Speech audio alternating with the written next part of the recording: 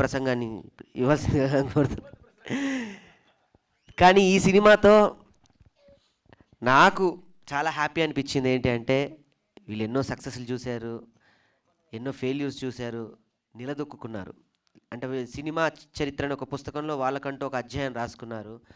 So ఇలాంటి busiest ఆర్టిస్టులతో కూడా నేను చేయగలిగానని ప్రౌడ్గా చెప్పుకునే వ్యక్తుల్లో తాగుబోతు రమేష్ గారు ఉంటారు. దాని తర్వాత మా వైఫ్ ఉంటుంది. అందరికీ నమస్కారం అండి. కేశవ చంద్ర రమావత్ కేసీఆర్ ఇందులో ముఖ్య పాత్ర వహించినటువంటి రాకేష్ ఆడ తమ్ముడు, అంటే ధనరాజ్ దగ్గర చూశాను అన్ని స్కిట్లు చేసినప్పటి నుంచి. తర్వాత టీమ్ లీడర్ అయ్యాడు, చిన్న పిల్లలతో చాలా స్కిట్లు చేశాడు. ఈ సినిమా చేస్తున్నా అని ఒక 2 సీన్లు ఉన్నాయి, నువ్వు చేయాలన్నా అని వాళ్ళ వైఫ్ సుజాత పేరు చెప్పి మీ కాంబినేషన్ బాగుంటుందని రైటర్ రాజ్ కుమార్ లొకేషన్కి వెళ్ళిన తర్వాత నాకు సీన్లు చెప్పాడు. నేను నవ్వుకున్నాను, ఎంజాయ్ చేశాను. ఎందుకంటే 400 సినిమాలు చేస్తే అందులో ఓ 250 తాగుబోతు పాత్రలు చేశాను. తాగుబోతు రమేష్కి అందరికీ తెలుసు. నేను ఎప్పుడు చేసినా దాన్ని బాగా రిసీవ్ చేసుకుంటారు ఆడియన్స్. ఆ విషయంలో నేను అదృష్టవంతునిగా ఫీల్ అవుతున్నా. మా కాంబినేషన్ చాలా బాగా వర్కౌట్ అయింది. స్పెషల్గా సుజాత చేయడం వల్ల నాకు ఎక్కువ పేరు వచ్చిందమ్మా, నీ వల్ల ఎక్కువ పేరు వచ్చింది నాకు, అందులో డౌట్ లేదు.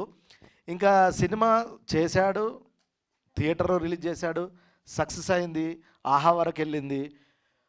అసలు ఒక దర్శకుడు, ఒక కెమెరామెన్ అంజన్న మా అందరికీ తెలుసు, ధనరాజు నుంచి ఆయన సినిమాలు తెలుసు. ఆయన ఎంత పెద్ద టెక్నీషియను. నాకు తెలిసి తెలుగు చిత్ర పరిశ్రమలో చోటా కే నాయుడు గారు తర్వాత అంత ఫాస్ట్గా పనిచేసేది అంజన్న. నేను ఆయనతో పనిచేసేవాడు చెప్తున్నా. అంటే ఫాస్ట్, ఇదేంటి తీసేయి ఇక్కడ అన్న, నువ్వు ఇటు రా, ఇటు తీసేయి అంటే ఒక కెమెరామెన్ ఎంత ఫాస్ట్గా చేస్తాడు అంటే తెలుగులో చోటా కే నాయుడు గారి తర్వాత అంజన్ననే చూసా. అంజన్న వీడిని నమ్మి ఇంత పెద్ద సినిమా భుజాన్ని వేసుకొని ఎంత కష్టపడ్డాడో కల్లారా చూసినా. ఆయన కన్ను ఈ సినిమా ఇంత పెద్ద సక్సెస్ అవ్వడానికి మా చరణార్జున అన్న, ఈయన ప్రయాణం ఇప్పటిది కాదు.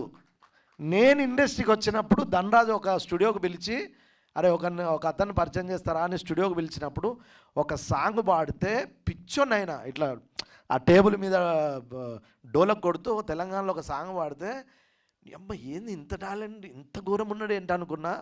అన్న మీకు గుర్తుంది, ఇప్పుడు కాదు ఇది 15 సంవత్సరాల కిందట. అలాంటి అన్న సాంగ్స్ చేసిన, ప్రైవేట్ సాంగ్ చేసిన, తెలంగాణ గురించి సాంగ్స్ పాడిన, ఆంధ్రాలో సాంగ్స్ పాడినా అవి ఎంత ప్రజాదరణ పొందిందో. ఆయన మ్యూజిక్ వల్ల ఈ సినిమా ఆ లెవెల్లో ఉందండి. అందులో ఏమాత్రం సందేశం లేదు. మీరు అన్నట్టు పల్లెటూరును బాగా చూపించిన ఎడిటర్ మధు గారికి, వీళ్ళందరూ అంటే టెక్నీషియన్ల గురించే మాట్లాడాలి. మేమందరం చిన్న కమెడియన్సే, నేనేం ఏదో సీనియర్ ఎప్పుడో వచ్చాను కాబట్టి సీనియర్, కానీ మేము చిన్న కమెడియన్సే. దీని వెనుక ఉంది మాత్రం చాలా పెద్ద టెక్నీషియన్స్. వాళ్ళ వల్లే ఈ సినిమా ఈరోజు ఇలా ఉంది. నాకు చాలా ఫోన్లు వచ్చినాయి, నేను చాలా హ్యాపీగా ఫీల్ అయినా. అంటే నాకే ఓ స్టేజ్లో ఇంకేం చేస్తాం తాగుబోతు అనుకుంటా, కానీ ఇందులో ఆ 2 సీన్లకు నాకు వచ్చిన అప్లాజు నాకు చాలా కిక్ ఇచ్చింది. అందులో no doubt. Please thank you Rakesh, నాకు ఈ అవకాశాన్ని ఇచ్చినందుకు థ్యాంక్ యూ.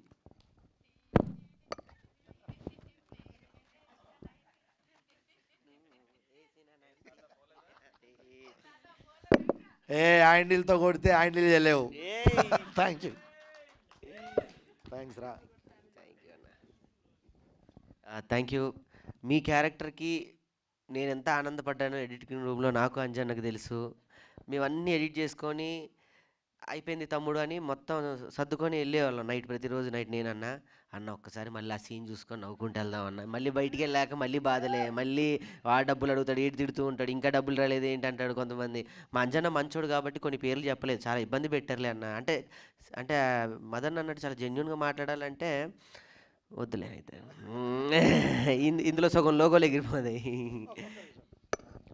ఇందులో నటించిన నటీనటులు అందరూ నాకు ఎప్పటి నుంచో తెలుసు. ముఖ్యంగా నేను అక్కినేని ఫిలిం ఇన్స్టిట్యూట్ 2005లో చేసినప్పుడు మయూమ్ మధు గారు మా 30 మంది స్టూడెంట్స్కు మైమ్ నేర్పడం అంటే ఆయన అలా మైమ్ చేస్తా అంటే షాక్ అయిపోయా.